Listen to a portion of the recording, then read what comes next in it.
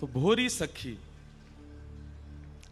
जिनके प्रसंग को सुनाने का मैंने वचन दिया था जब रसिक शरणम में कथा हुई थी कि हम निश्चित ही श्री भोरी सखी जी का भाव सुनाएंगे।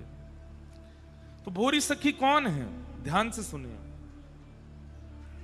एक तो आप ये मत सोचिए ये 500 साल पुरानी घटना, 400 साल मीराबाई, हमारे स्वामी श्री हरदास जी हितरवंश महाप्रभु के काल की घटना नहीं है, 80 वर्ष पुरानी घटना है। कितने वर्ष?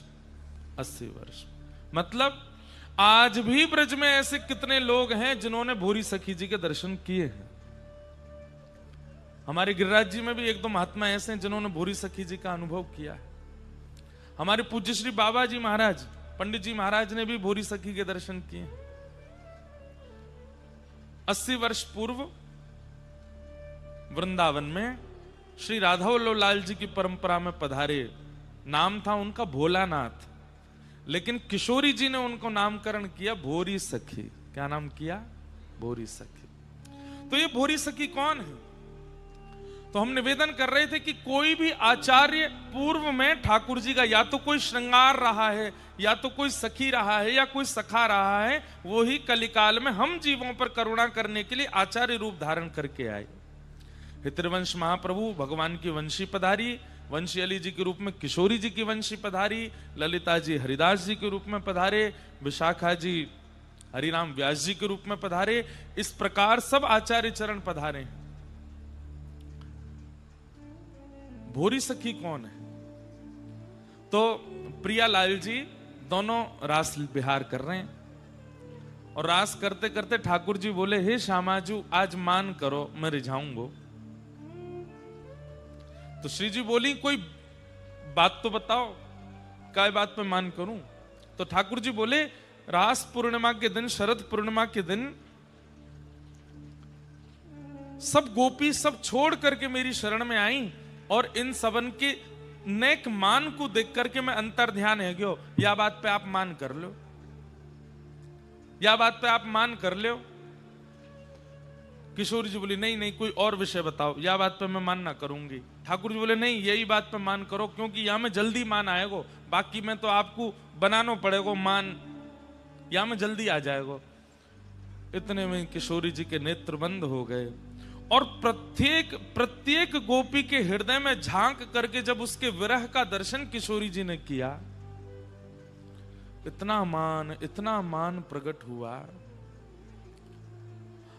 मान तक होता है तो ठीक है बंधुओं, देखिए आपका प्रेमी आपसे नाराज है, और नाराजगी में वो आपको रोक रहा है, टोक रहा है, लड़ रहा है, झगड़ रहा है, चिल्ला रहा है, तो अच्छी बात है। लेकिन अगर वो मौन होकर के शांत होकर चला जाए तो ये अच्छी बात नहीं है। तो समझो कि उसका क्रोध कितना तीव्र है कि वो बोलना भी नहीं चाह रहा है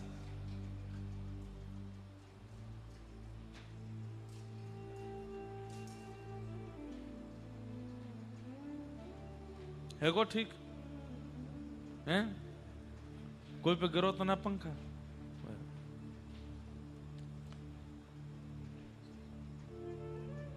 क्या बता रहा था मैं? मान। तो आपका प्रेमी नाराज होकर के आपसे लड़ ले, ये अच्छा है, लेकिन वो नाराज होकर के कहीं चला जाए, मान करके कहीं निकल जाए और बोले ना, ये बहुत कष्टदायी है। ठाकुर जी मनी मन सोच रहे हैं, हे श्री जी को मान आ रो, मान आ रो, मान आ रो। श्यामाजू, लाडली जू, हे किशोरी जू, हे प्यारी जू, बस बस बस इतना मान ही ठीक है, इतना मान। लेकिन किशोरी जी तो प्रत्येक गोपी के हृदय को और उनकी जब स्थिति को, उनके रुदन को जब देखती हैं, जब वही गोपियां वन में विचरण करती हुई वृक्ष लता पत्र गुल्म पशु पक्षियों से चर्चा करने लगती हैं, तुमने हमारे श्याम सुंदर को देखा। अरे एक स्थिति तो ऐसी आ गई कि गोपियां, एक गोपी कृष्ण बन गई, एक गोपी पूतना बन गई, एक गोपी अघासुर बकासुर बन गई, और वे सब अघासुर बकासुर की तरह आमे, और एक गोपी कृष्ण बन के उनको वध कर रही है, एक गोपी पूतना को वध कर रही है। दो वृक्ष के रूप में नलकुवर मणिग्रीव बन करके एक गोपी खड़ी है कि ठाकुर जी उखल में बंद करके बीच से निकल रहे हैं। गोपी ऐसा अभिनय कर रही है आपस में, उनकी स्थिति देख करके किशोरी जी को इतना मान है कि अब वो मान नहीं, किशोरी जी को भी विरह हो गया। किशोरी जी उठ करके वहां से जाने लगे। ठाकुर जी बोले, हे करुणामयी, हे श्यामाजू, मैं तो मान कर भी कि करो, आप कहां जा रही हैं? किशोरी जी नहीं सुनी। ठाकुर जी पीछे पीछे चलते रहे और श्री श्यामाजू सघन वन में जाकर के अंतर ध्यान हो गए। जैसे ठाकुर जी अंतर ध्यान हो गए, वैसे ही किशोरी जी अंतर ध्यान हो गए। ठाकुर जी ढूंढ रहे हैं, हे किशोरी जी, राधे राधे करुणामयी कृष्ण प्यारी, मेरी सुधली जो श्री वृषभानु दुलारी, मेरी सुधली श्री वृषभानु दुलारी।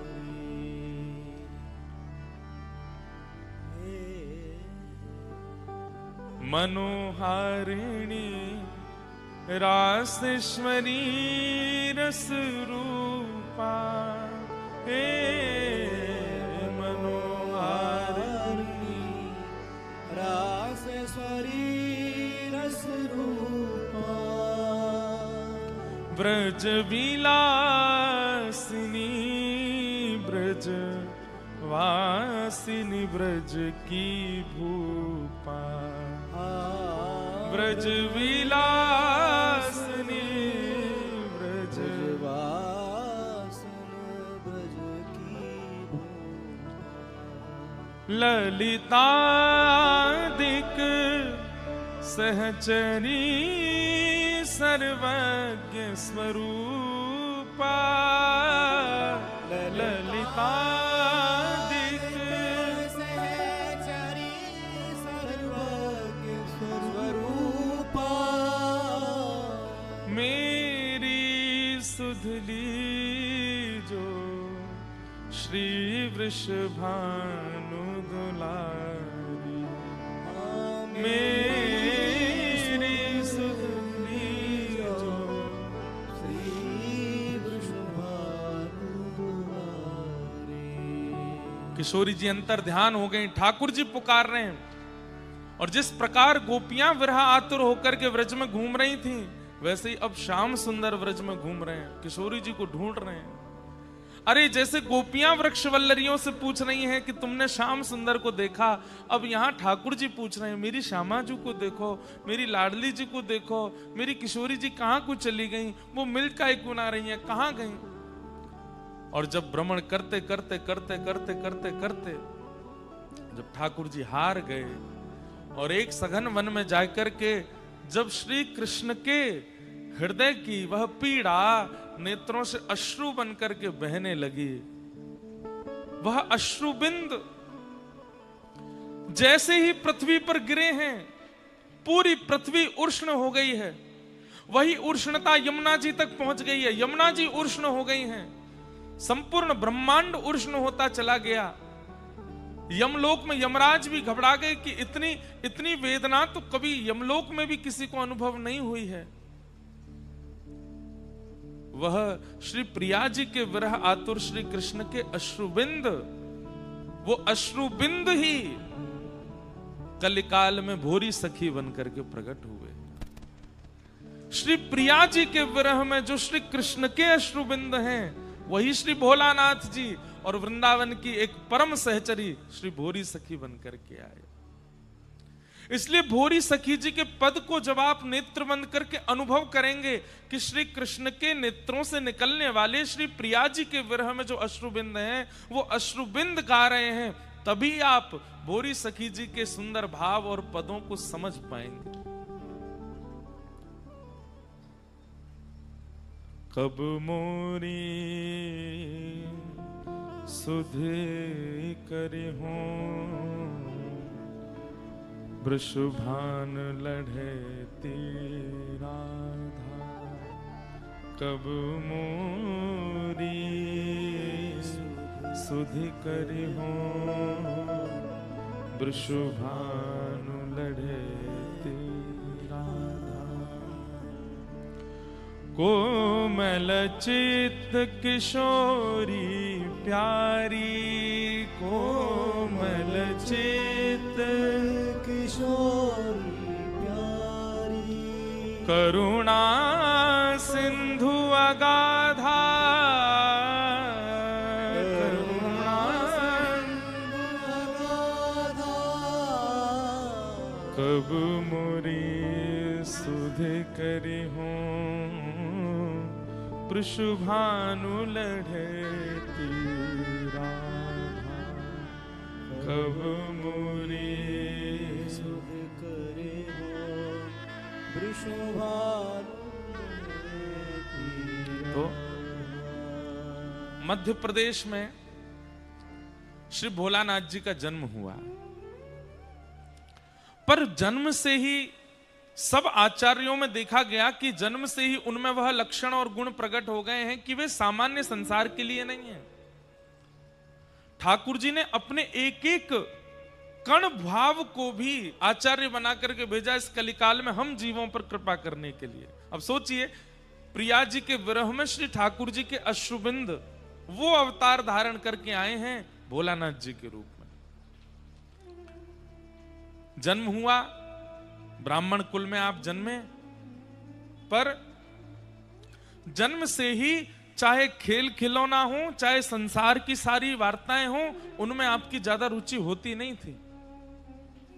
एक बालक की तरह जाते तो थे, लेकिन जैसे खेल खेलते खेलते थोड़ी देर बाद उस खेल को छोड़ देते, और क्या सोच करके कि इसका कोई सार नहीं है, ये कोई सार नहीं है, इसके लिए संसार में नहीं आया हूं, खेल तो पूरा संसार है, कब तक खेलता रहूंगा मैं। और खेल छोड़ देते, एकांत में जाकर रोने लगते, माता पिता समझाते क्या बात है क्या बात है, पर कुछ समझ में ही नहीं आता। धीरे धीरे इसीलिए उनका घर में भी नाम भोलानाथ ही पड़ गया। बोले बहुत भोले हैं, कभी भी रोने लग जाते हैं, और बात क्या कुछ पता नहीं, और रोते ऐसे नहीं चीख चिल्लाते हो, बस अश्रु प्रकट होते रहते हैं नेत्रों से। बाल अवस्था है, इसलिए भोलानाथ जी भी नहीं समझ पा रहे कि मैं रोता क्यों हूं इतना। पर कौन कहे, ये तो प्रिया जी के विरह में श्री कृष्ण के अश्रुबिंद हैं, ये तो प्रगति ही बहने के लिए हैं। धीरे धीरे आप बड़े हुए, घर के लोगों ने आपको पढ़ाई लिखाई के लिए भेजा, आपने खूब अच्छे स्तर की अध्ययन किया, खूब पढ़ने में विद्वान थे। लेकिन एक समय ऐसा आया कि आपको विद्या अध्ययन करना भी लगने लगा कि यह भी उदर भरने की शिक्षा है, कब तक इसको करता रहूं, इसमें भी कोई रुचि नहीं है मेरी। एक दिन मन में कहीं कथा में सुन लिया कि बिना गुरु के कल्याण नहीं होता। तो मध्य प्रदेश में एक स्थान है कोलारस, उस कोलारस के वन में आप चले गए, और वहां जाकर के बस विरह आतुर होकर के, हे गुरुदेव, प्राण गुरुदेव, जीवन गुरुदेव, मेरे गुरुदेव कौन है, मेरे गुरु कौन है, कौन मुझे बताएगा कि मेरे जीवन का सार क्या है, मेरे जीवन का रस क्या है, मेरे जीवन का तत्व क्या है, मैं क्यों बालकाल से इतना सब चीजों से परे रहता हूं, क्यों मुझे इतना विरह होता है, मुझे कोई तो बतावे। ध्यान से सुनिएगा बंधुओं, आपकी उस विरह वेदना के कारण 3-4 दिनों तक आप वन में विचरण करते रहे। तब आपके एक बड़े भैया थे, बड़े भैया आए और आकर के उन्होंने इनको तुरंत समझाया। बोले ऐसे नहीं रोते भोलानाथ, चलो। बोले मेरे गुरु चाहिए, मुझे मेरे गुरुदेव के पास ले चलो। तब वहीं मध्य प्रदेश में कोई राधा वल्लभी परंपरा का स्थान, और वहां एक आचार्य विराजमान थे।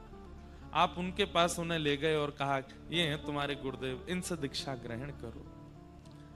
श्री राधा नाम मंत्र प्राप्त करके जैसे ही मंत्र सुना और उस मंत्र का उच्चारण करना प्रारंभ कर दिया, अब तक तो विरह वेदना क्यों थी समझ नहीं आ रहा था, परंतु अब विरह वेदना का मूल रूप पता चल गया कि इनकी प्राप्ति के लिए मैं बचपन से रोता आया हूं। बिना श्री जी को देखे ही श्री जी की रूप माधुरी का, श्री जी के हृदय का, श्री जी के गुण का, श्री जी के भाव का, श्री जी की स्थिति का उनको अनुभव होने लग गया। घर वालों ने मन में विचार किया कि ये तो और ज्यादा विरह में रहने लगे, इससे बढ़िया तो बिना दीक्षा के ही थे, कभी कभी रोते थे, अब तो ये पूरे दिन रोते रहते हैं। घर वालों ने कहा ब्याह कर दो।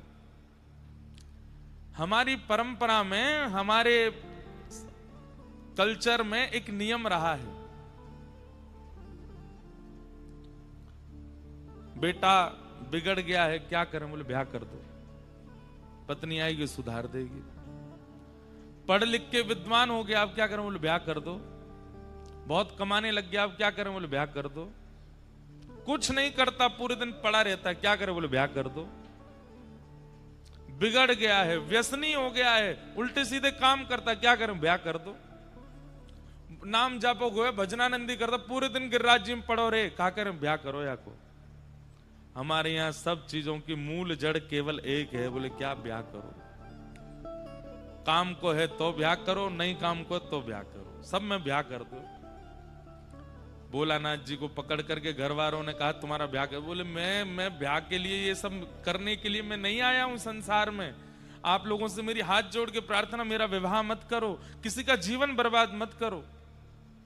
घर वाले बोले ऐसे ही बोलता है, इसको बैठाओ मंडप में। और श्री भोलानाथ जी का ब्याह कर दिया। ब्याह हो गया। ब्याह के बाद आपने अपने माता पिता और बड़े भैया से कहा कि मैं और अध्ययन करना चाहता हूं, तब आपने लॉ की, वकालत की, और वकालत करके आप वकील बन गए। पत्नी थी घर में, तो घर वालों ने कहा कि भाई अब रोना धोना नहीं, इसका पहले तो था कि ब्याह कर दो, और जब ब्याह हो गया तो अगले दिन ही माता पिता आज्ञा कर रहे हैं, बेटा अब रोने से काम नहीं चलेगा। तो कौन संभालेगा बेटी को? तुमने इसका ब्याह किया है, पानी ग्रहण किया है, इसका घर कौन चलाएगा? बोले हम तो मना ही कर रहे थे, ब्याह मत करो हमारा। बोले अब तो हो गया, अब क्या करोगे? बोले अब क्या करें? बोले अब इसकी मांगे पूरी करनी पड़ेंगी, अपना परिवार बसा, उसके लिए तुम्हें कुछ करना पड़ेगा। तब भोलानाथ जी बोले तो फिर कुछ करना पड़ेगा, तो और पढ़ाओ हमको। बोले क्या पढ़ना? बोले वकालत पढ़ा दो। तो लॉ की उन्होंने, वकालत की, वकील बन गए। वकील बनने के बाद में आप जाते थे न्यायाधीश के सामने बैठ करके और वकालत करते थे, लेकिन जिसका चित्त ठाकुर जी ने हरण कर लिया हो, वो बेचारा कैसे न्याय कर सकता है? हम कोई न्याय करने वाले बुरा नहीं मान जाना। कोई अगर यहाँ वकील बैठे हो, उस पेशे के हो, हमने भी लॉ करी, 3 साल करके छोड़ दी, हो नहीं पाई। तो वकालत करने वाले लोग जो हैं, उनको थोड़ा कभी कभी पक्ष लेना पड़ता है अपने व्यक्ति का, वो गलत हो तो भी लेना पड़ता है। वकील क्या कहते हैं? बोले देखो हमें सब सत्यता बता दो, तुमने क्या क्या किया, तुमको बचाने की जिम्मेवारी हमारी। वो सब सत्य जानते हुए भी वहां जाके उनको झूठ तो बोलना पड़ता है। पर बंधुओं एक बात है कि ठाकुर जी जाकू स्वीकार कर लेना, जहां किशोरी जी के लिए हमारे ध्रुवदास जी कहते हैं, सहज स्वभाव पर्यो नवल किशोरी जी को, मृदुता दयालुता कृपालुता की राशि है, ने कहूं ना रिस कवि होते हूं ना भूले सकी, रहत प्रसन्न सदा ही मन हास्य। ऐसी हमारी किशोरी जी, ऐसी सुकुमारी प्यारी, लाल जी के प्राण प्यारी, ऐसी हमारी किशोरी जी। तो उनका नाम जपने वालों में झूठ कैसे आ सकता है, छल कैसे आ सकता है, कपट कैसे आ सकता है? भाई टोंटी में से जैसा पानी आपने पात्र में लिया है, पीने पर वो पानी वैसा ही तो अनुभव होगा। अब वो बात अलग है कि टोंटी से पानी आपने निकाल करके फ्रिज में रख दिया या चूल्हे पर रख दिया, तो वो गर्म ठंडा हो सकता है। कई लोग श्री प्रिया जी का नाम आश्रय तो लेते हैं, लेकिन सीधा सीधा आश्रय अगर लेंगे तो सहजता, सरलता, कृपालुता, दयालुता, और जैसी प्रिया जी हैं वैसे होते चले जाओगे। लेकिन आपने अन्य अन्य साधनों को साथ में रख रखा है। चूल्हा रूपी विषय भी है और फ्रिज रूपी भोग भी है। अब उनके आश्रय से राधा नाम लोगे तो फिर तो शीतल और तप्त होकर के आएगा, और उससे फिर वो जो विकार है वो उत्पन्न होंगे। हमारी बात समझ रहे हैं कि नहीं समझ रहे हैं? बिना भोग, बिना विलास, बिना माया के अगर सीधे श्री प्रिया जी का नाम ले लिया जाए तो प्रिया जी जैसी हैं वैसे ही आप होते चले जाओगे। भोरी सखी वकालत कैसे करे? अब यहाँ सामने जो क्लाइंट बैठा वो कह रहा है कि सुनो, मर्डर तो मैंने ही किया है लेकिन तुमको बचाना है। तो भोलानाथ जी कहें ठीक है, न्यायालय में गए, न्यायाधीश के सामने, हाँ जी तो भैया ये इनका कत्ल इन्होंने ही किया है, क्या कहना चाहते हैं आप इस बात में? भोलानाथ जी के तो हाथ कांपे, पैर कांपे। अब वो आदमी कटघरे में खड़े, हमने तुमको वकील बनाया है, अपना बोलो। हे जज साहब, मारा तो इन्होंने ही है पर इनको छोड़ दो, क्यों इनको आप जेल भेजो, क्यों इनके साथ कुछ गलत करो? तुम्हारा खुद का वकील कह रहा है कि तुमने मारा, अब क्या करोगे? लो चलो 10 साल की जेल, आजीवन कारावास दो इसको। बड़े भैया आदि सब समझाते, ये भोला तू कैसा भोला, तू वकालत क्यों करता है, तू जाके अपने ही आदमियों को फंसवा देता है। बोले देखो हमसे ये नहीं होगा, हमसे वकालत नहीं हो सकती, आप हमको कोई और काम करवा दो। उन्होंने तो यही कहा कि मुझे वृंदावन जाने दो, मेरे से नहीं हो पाएगा ये। घर के सब लोग बोले वृंदावन, ये पत्नी को कौन संभालेगा और पत्नी का कौन भरण पोषण करेगा? एक उनकी संतान भी हो चुकी, एक पुत्र भी होगा। अब ज्यों ज्यों गृहस्थाश्रम बढ़े त्यों त्यों भोलानाथ और रो में, अब मैं क्या करूं? तब छतरपुर के महाराजा, उन्होंने भोलानाथ जी को कहा एक काम करो, तुम हमारी ये ग्रंथालय है, लाइब्रेरी है, यहां इसके तुम प्रधान बन जाओ और कभी कभी हमारे पास आके शास्त्र चर्चा कर लिया करना। तो बोले ठीक है, ये अच्छा है। तो छतरपुर के महाराजा के ग्रंथालय में, लाइब्रेरी में ये बैठते थे और वहां बैठे बैठे श्री प्रिया जी को याद करते, वृंदावन को याद करते, और जब अवसर मिलता तो महाराजा के पास बैठ के शास्त्र चर्चा करते। पर वो शास्त्र चर्चा कब कब में प्रेम चर्चा में परिवर्तित हो जाती, इनको पता ही नहीं चलता। एक समय आया ये उससे भी ऊब गए, ये वो भी नहीं कर पा रहे थे, इन्होंने हाथ जोड़ दिए महाराजा के सामने कि अब मुझसे नहीं हो पाएगा। तब इनके मन में आया, मैं किससे कहूं, किससे प्रार्थना करूं कि ये मेरे वश का नहीं है। ये संसार, ये जीवन, ये गृहस्थ आश्रम, ये काम करना, नौकरी करना, धन कमाना, इससे मेरा जीवन नहीं चल पाएगा, मैं इसके लिए नहीं आया हूं संसार में। तब कोई नहीं मिला तो अंत में किशोरी जी से प्रार्थना की, श्यामा जी से प्रार्थना करने लगे। करहूं कृपा अब श्यामा श्याम, करहूं कृपा अब श्यामा श्याम, करहूं कृपा अब श्यामा श्याम, करहूं कृपा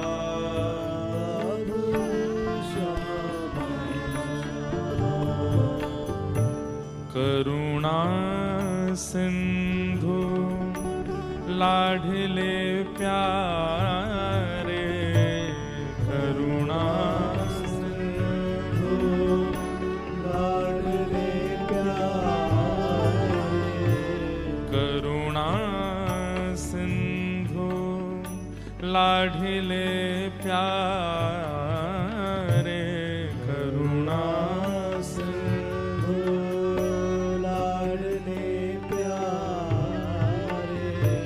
दीन बंधु सुख धाम धाम, दीन बंधु सुख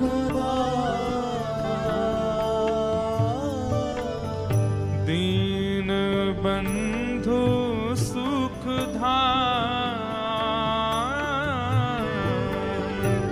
दीन बंधु सुख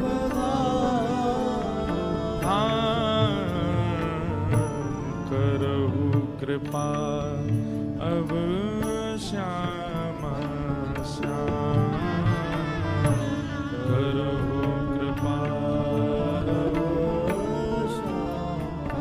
गाइए, हो करहु कृपा अब श्यामा श्याम,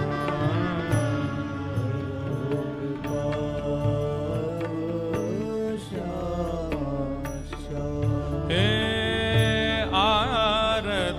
हरण अधम प्रतिपालक आरत अधम प्रतिपालक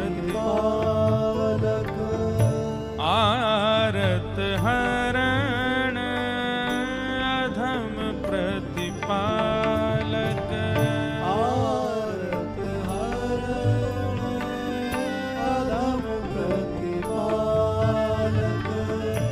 कृपा मूर्ति अभिराम कृपा मूर्ति अभिराम हे भोरी दुखिया दीन पुकारत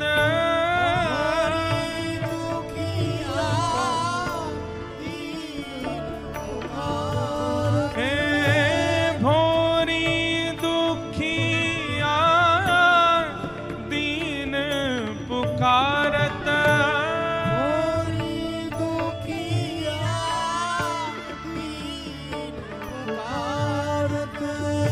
तेरत लैल नाम तेरत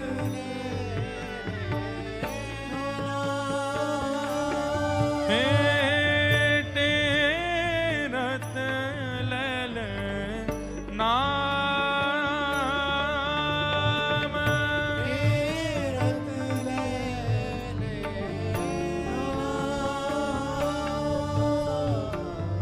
करहु कृपा श्याम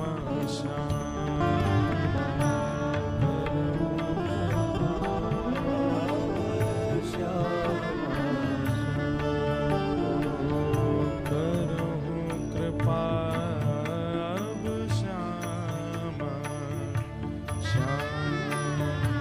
करहु कृपा अब श्याम करहु कृपा अब श्याम करहु कृपा अब श्याम एक तरफ परिवार को देखते हैं, एक तरफ वृंदावन का स्मरण करते हैं और हर दिन इस भाव से व्याकुल रहते हैं कि आज का दिन भी निकल गया और मैं वृंदावन नहीं पहुंच पाया। हर ढलते सूर्य को प्रणाम करते हुए कहते हैं, हे सूर्य नारायण, कल जब प्रकट हो तो मुझे वृंदावन पहुंचाने का मार्ग दिखा दीजिएगा। आप तो प्रकाश प्रदान करते हैं, कृपा कर मेरे जीवन में भी वृंदावन की राह प्रकाशित कर दीजिए। रात्रि में बैठे बैठे चंद्रमा को देखते देखते रोते रहते हैं, हे श्री चंद्रमा, आप ही तो हो जो गोपियों को श्री कृष्ण से मिलाते हो, तो ये भोरी यहां कोने में बैठी रो रही है, मुझे क्यों नहीं ले जाते हैं आप वृंदावन? क्यों नहीं मेरी प्रिया जी से मेरी भेंट करा रहे हैं?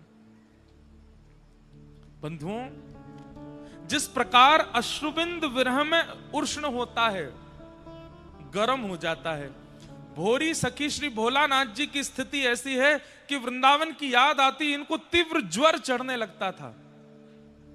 और बस ये समझ लीजिए, सामान्य लोगों को तो लगता हमारा बेटा बीमार, पति बीमार, पिता बीमार, आदि आदि भाव लगते थे, लेकिन वास्तव में जब जब इनको कृष्ण, जब जब इनको विरह होता, तब तब ये माना जाए, रसिक जन मान रहे हैं कि श्री कृष्ण प्रिया जी के लिए रो रहे हैं और उनके अश्रुबिंद ही ऐसे हो रहे हैं। प्रिया जी का विरह श्री चैतन्य महाप्रभु के रूप में अनुभव हो रहा है। कृष्ण विरहिणी गोपी बनकर के,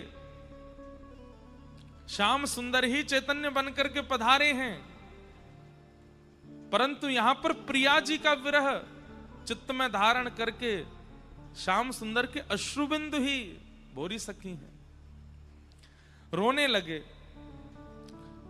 भोरी दुखिया दीन पुकारत, भोरी दुखिया दीन पुकारत, तेरत लैल नाम,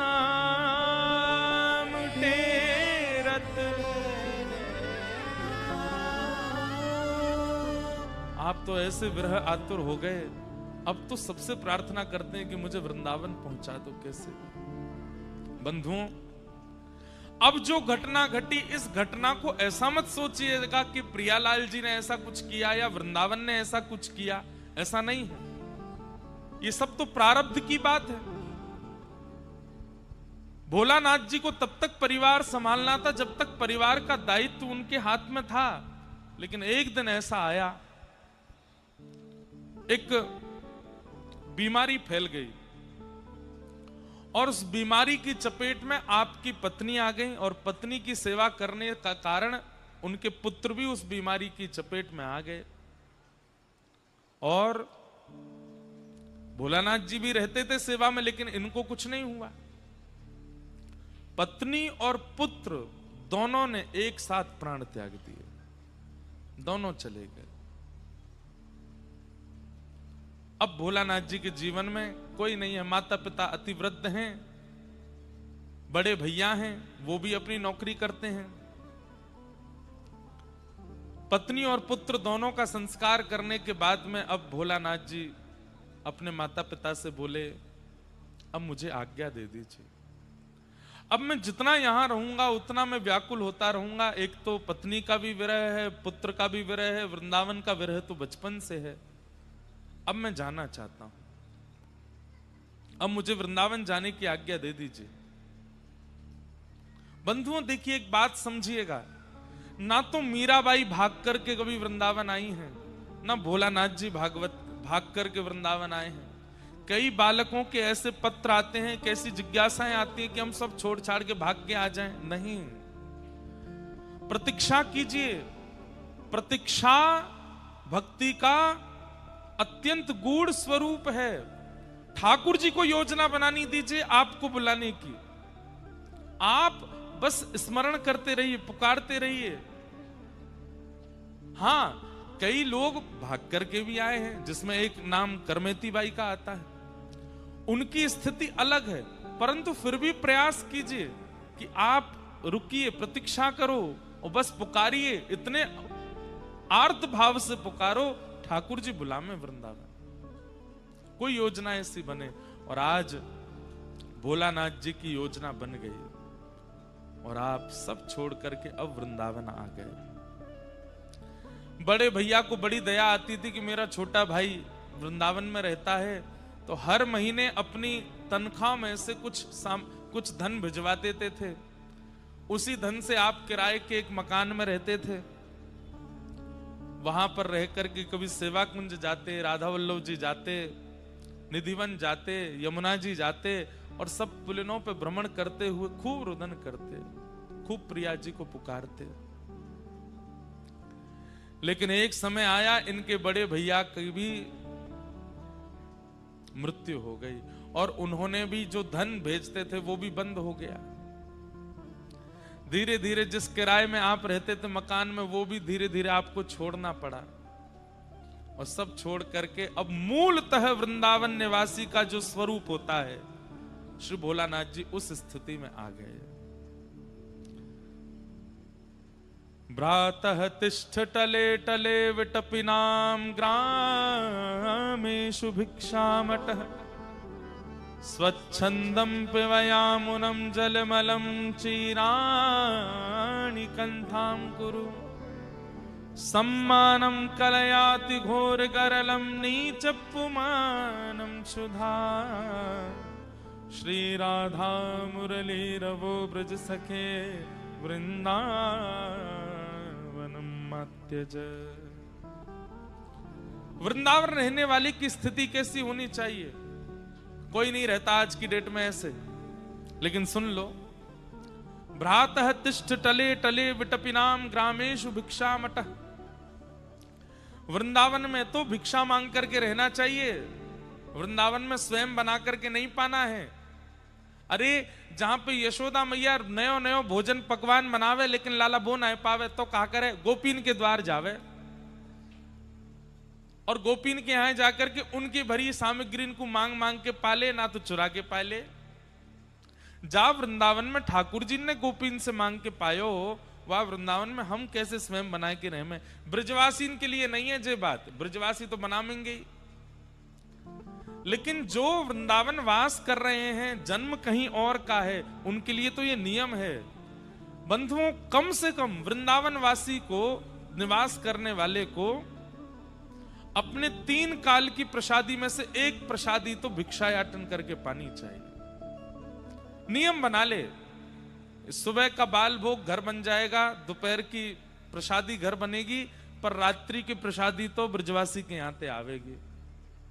और सुनिए, बहुत दिन तक एक ही ब्रजवासी के यहाँ की प्रसादी नहीं होनी चाहिए, नहीं तो जान पहचान हो जाती है। सामने वाला व्यक्ति और बढ़िया बढ़िया बना के भेजने लगेगा, उसमें और बढ़िया घी डालेगा, उसमें और बढ़िया चटनी में साग बढ़िया सब व्यवस्थित करेगा।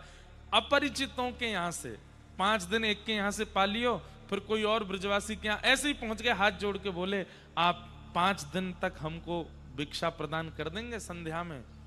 हाँ कर दे तो अच्छी बात, मना करे तो चरण पकड़ लो, नेक देख लो, 5 दिन की तो बात है, बस 2 रोटी नेक साग दे दे करियो, और फिर वो देवे उससे ले लीजिए, उसको कुछ सेवा दे दीजिएगा। और कोई सेवा देवे की नहीं हो तो बात कह दो, भैया तुम्हारे घर में सेवा इतना दिन तो घर कोई बनेगा नहीं, बस मैं बोल दे रहा हूं। सेवा देवे की स्थिति नहीं हो तो बाकी घर में हो कि भैया हमने एक झाड़ू पोछाई कर देंगे, तुम्हारे बर्तन मांज देंगे, सब्जी वब्जी काट देंगे, कोई सेवा हो तो घर की बताए, तो बस एक समय की प्रसादी आप अपने यहाँ की। आप विश्वास नहीं मानेंगे, वृंदावन निवास का यही रूप है, यही स्वरूप है। प्रातः तिष्ठ टले टले विटपिनाम ग्रामेषु भिक्षामट, स्वच्छंदम पिबयामुनम जलमलम, श्री यमुना जी को जलपान करो। चीराणि कंथाम कुरु, बहुत व्यवस्थित वस्त्र पहन करके रहने की आवश्यकता नहीं वृंदावन में। अत्यंत दीनता आपकी प्रकट होनी चाहिए स्वरूप में। बहुत लटके झटके और महाराज तामझाम पहन करके नहीं रहना चाहिए, सामान्य वस्त्र पहनो, हमारी तरफ बिल्कुल श्वेत पहन लो, और ज्यादा हो, इनको भी ज्यादा कलफ प्रेस नहीं, बिल्कुल वैसे दीन बन के रहो। चकाचक बनवे को अधिकार तो केवल प्रियालाल जी को है, उनको चकाचक रहने दो। उनकी प्रसादी इत्र मिल जाए तो लगा लो, उनकी प्रसादी माला मिल जाए तो पहन लो, उनकी प्रसादी चंदन मिल जाए तो वो लगा लो। हमारे वृंदावन के संतन को देखो वो ऐसे ही रहते हैं, हमारे बरसाने के महात्माओं को देखो वो ऐसे ही रहते हैं, गिरिराज जी के संतों को देखो ऐसे ही तो रहते हैं। वही नियम है वृंदावन निवास का। हम एक बात बोल दें, कई लोगों को हो सकता अनुचित लगे, पर आप 2-4 दिन के लिए भी आते हैं वृंदावन और इस प्रकार अगर निवास नहीं करते हैं वृंदावन में, तो आप कहीं ना कहीं केवल वृंदावन पर भार बन गए हैं, वृंदावन के ऊपर भार बन गए हैं। अरे एक महात्मा, उनके पास कोई व्यक्ति वृंदावन से गया और जैसे ही पहुंचे तो महात्मा ने कहा कहां से आए? वृंदावन से आए। अच्छा कहा भय हो आज वृंदावन में? बोले महाराज जी सवेरे गए, वहां जाकर के हमने तो श्री भोरी सखी, कहां थे हम लोग? वृंदावन आ गए। तो वृंदावन कैसे रहना चाहिए बंधुओं? देखो ये सब सुन लीजिए, क्या पता कभी इच्छा हो जाए। और जिस प्रकार संसार के भोग के प्रति इच्छा होने पर एक बार मन होता है भोगी व्यक्ति का, चख के देखूं तो सही कैसी लगती है, और वो चखने जाता है और चखते ही फिर जीवन भर के लिए उसका आस्वादन करने लगता है। ऐसे ही वृंदावन कैसे रहना चाहिए मैं थोप नहीं रहा आपके सिर पे, सुन लो। क्या पता कभी इच्छा हो गई करने की, चखने की, तो जैसे चख करके व्यसनी हो जाता है, क्या पता ये चख करके आप भी वृंदावन के निवास के रूप में आ जाओ। तो वृंदावन में सबसे पहला नियम है कि स्वयं बना करके मत पाओ, कम से कम एक समय की प्रसादी तो भिक्षा करके पाओ, मन शुद्ध होगा। आप कहोगे भिक्षा से क्या होता है? दीनता आती है। अब दूसरे के द्वार पर जाओगे, द्वार पर जाके बैल बजाओगे, सामने से अपरिचित निकल करके आएगा, कहो भैया कहां आए? माते आए, न 2 रोटी दे दो। आजकल तो खैर वृंदावन में बहुत भीड़ हो गई है, अब तो बहुत कमर्शियल होता जा रहा है सब कुछ, पर फिर भी अभी भी बहुत ब्रजवासी हैं जो बिल्कुल अपने पूर्व भाव में ही रहते हैं। उनके पास जाओ, भिक्षा मांगो, पाओ। हमारी बात सत्य मान लीजिएगा, एक पुरुषण गुरु मंत्र का करने के समान फल देगा ब्रजवासी के घर की भिक्षा मांग कर पाने से। फल क्या है? पुरुषण का फल क्या है? मन की शुद्धि। पुरुषण का फल क्या है? विचारों की शुद्धि। और ब्रजवासियों के भिक्षा पाने से भी वही होता है। हमारे बाबा पंडित श्री गया प्रसाद जी महाराज ब्रजवासी इनके घर की भिक्षा पाते। कई ऐसे महापुरुष हैं, उनके आश्रमों में भंडारे चल रहे हैं, पर अपने आश्रम को ना पामे। कोई ब्रजवासी के यहाँ आवेगी, बाकी यहाँ को पामेंगे। वृंदावन में तो भिक्षा की बड़ी महिमा है, मांग करके पाओ। पर हम लोग क्या करते हैं, परिचितों के यहीं पाए, पूनम दीदी के आगे, मैया भिक्षा दे दो, बाबा भिक्षा दे दो। हमारी मैया बैठी है यहाँ पे। एक दिन हम उसे कह रहे हैं, कहा कि आयो कथा में, सुबह आ जाए 500 लोग, मैया महाराज जी ने कही कथा में भिक्षा दे दो। परिचितों के यहाँ पाओ, कहीं और नहीं मिले तो परिचित के यहाँ चले जाओ। महाराज जी को जानते हैं, दीदी को जानते हैं, बाबा को जानते हैं। पर अपरिचितों के यहाँ जाओ, जिसका शकल ही नहीं देखी पहले कभी, उसके यहाँ जाके पाओ। उसका अनुभव आप भिक्षा पाने के बाद तुरंत हाथ धो करके भजन में बैठिए, फिर अनुभव कीजिएगा। हमने ऐसे नहीं पाई है, हमने तो थोड़ी, हम तो ब्रजवासी है ना, हम भिक्षा पाएंगे तो ठाकुर जी को श्रम कष्ट और होएगा। अरे तू काई को पारो भैया, तू तो मेरो ब्रजवासी है, तू तो वृंदावन को है, तू काई को पारो है। पर आपके लिए नियम है, भिक्षा मांगो, यमुना जी का जल पियो।